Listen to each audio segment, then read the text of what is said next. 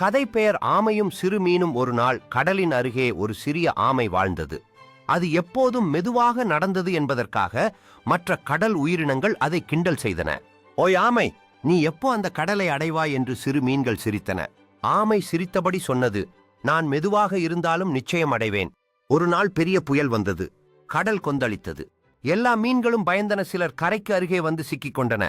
அந்த நேரத்தில் அந்த மெதுவான ஆமை தன்னுடைய உறுதியான உடல் கவசத்துடன் மெதுவாக வந்து மீன்களை ஒன்றன் பின் ஒன்றாக கடலுக்குள் தள்ளி பாதுகாப்பாக அனுப்பியது. புயல் முடிந்த பின் எல்லா மீன்களும் ஆமைக்கு நன்றி கூறின. அது சொன்னது வேகம் முக்கியமல்ல, துணிவு, பொறுமை, நம்பிக்கைதான் வெற்றிக்கு வழி. கதை பாடம் மெதுவாக இருந்தாலும் மனம் உறுதியானால் எதையும் சாதிக்கலாம்.